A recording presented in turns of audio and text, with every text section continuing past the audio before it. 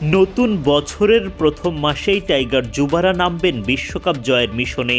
Champion হওয়ার লক্ষ্যে বাংলাদেশ ঘোষণা করল তাদের শক্তিশালী স্কোয়াড।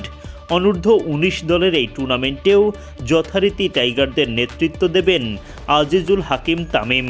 সহ অধিনায়কের দায়িত্বে থাকবেন দলের ব্যাটিং স্তম্ভ জাওয়াদ আবরার।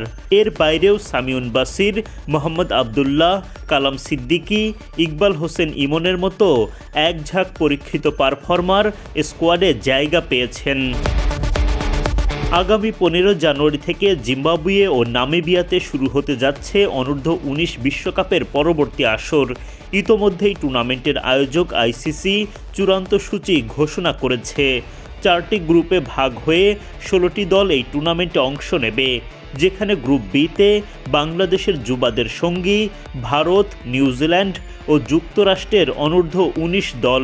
ফলে লড়াইটা মোটেই সহজ হবে না। 15 জানুয়ারি থেকে অনূর্ধ্ব-19 বিশ্বকাপ শুরু হবে, যদিও বাংলাদেশের লড়াই শুরু হবে 17 জানুয়ারি থেকে। প্রথম ম্যাচেই আজিজুল হাকিম তামিমদের প্রতিপক্ষ শক্তিশালী টিম ইন্ডিয়া। 20 জানুয়ারি গ্রুপ পর্বের দ্বিতীয় ম্যাচে বাংলাদেশ লড়াই করবে নিউজিল্যান্ডের বিরুদ্ধে।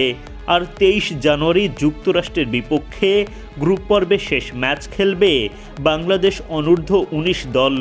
গ্রুপ পর্বে সেরাটা দিতে পারলে মিলবে পরের রাউন্ডের টিকিট।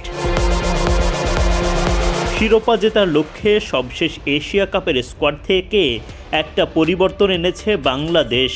মোহাম্মদ সবুজের স্থলাভিষিক্ত হয়েছেন আল ফাহাদ। যদিও সবুজকে রাখা হয়েছে স্ট্যান্ড বাই তালিকায়।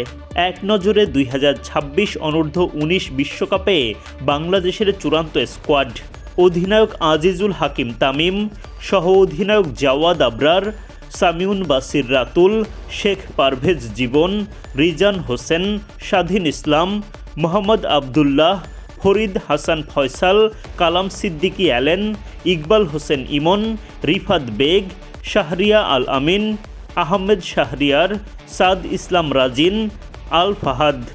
স্ট্যান্ড বাই তালিকায় থাকছেন রাফিউজ্জামান রাফি, সঞ্জিত মজুমদার, ফারজান আহমেদ আলিফ, ফারহান শাহরিয়ার, আব্দুর রহিম, দেবাশিস সরকার দেবা, মোহাম্মদ সবুজ।